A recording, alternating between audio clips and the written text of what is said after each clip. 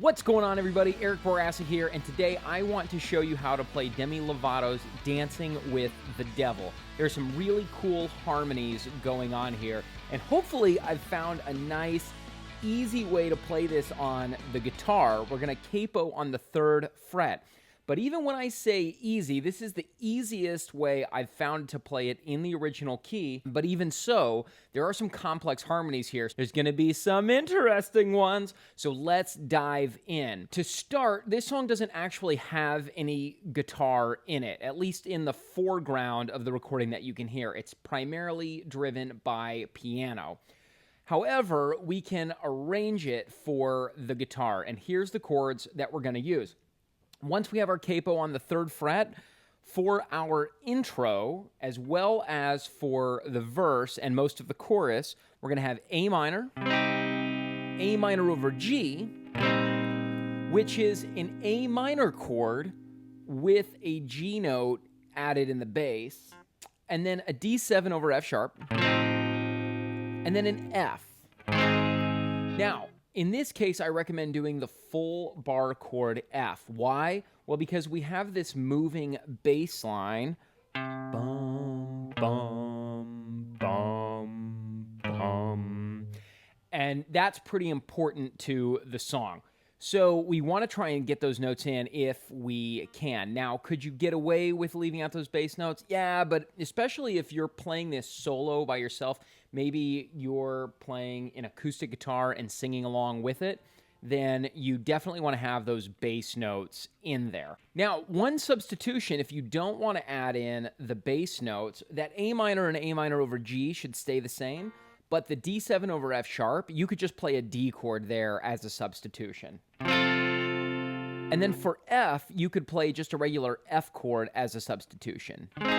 Now, the strum pattern here is going to go quarter, 8th, 16th, 16th. So that's 1, 2, and a 1, 2, and a. Well, if we're doing a whole measure, 1, 2, and a 3, 4, and a. I would practice counting that out loud. You can also just say down, down, down, up. Down, down, down, up. Down, down, down, up. Down, down, down, up. Down, down, down, up. And you can use that strum pattern throughout the whole song. Okay, the pre-chorus goes D minor, C, E7, F, and then we do D minor, C, E7 again, but we hold on the E7 like this.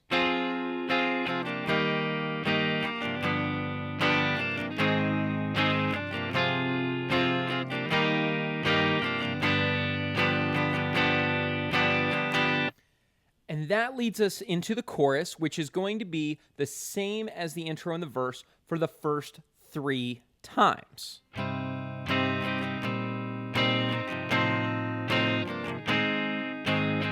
After 3 repetitions of that, we do D minor, C, E7.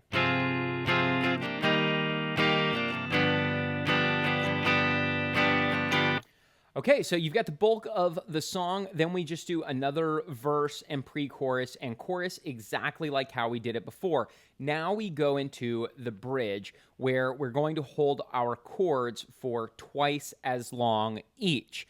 So we've got D minor, A minor, F, A minor, and then it's going to be a little different the second time through.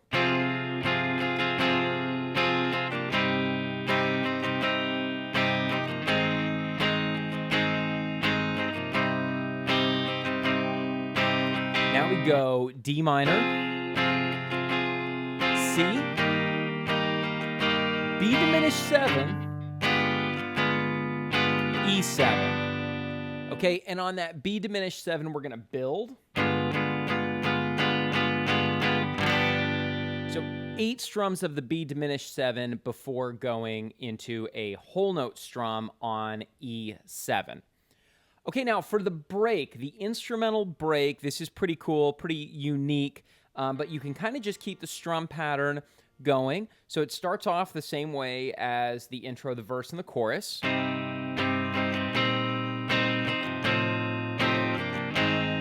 Then we go D minor, C, B minor 7 flat 5, E7. Okay?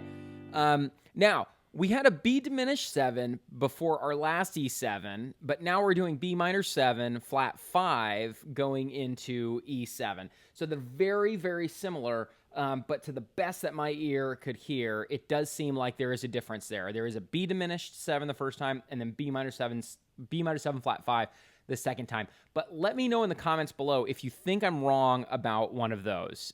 Sometimes it's tricky trying to arrange piano for guitar, and I missed things, but it sounds like there's only one note difference between those two chords. It's either a G sharp or an A that you're going to have, and it definitely sounds like there's a G sharp the first time, and it holds on that going into the E7, whereas in the instrumental break, it sounds like there's a B minor 7 flat 5 because we have this A that resolves to the G sharp on the E7. So that's what I'm hearing, but you might play with it. You could potentially use B diminished 7 for both or B minor 7 flat 5 for both, but try it with each and see what you think. And then we just do another chorus, and then we do the outro, which is the same as the intro. And that's the song. Now, let me give you a quick bonus before we go. During the instrumental break, if you want a little bit more of a challenge, try this.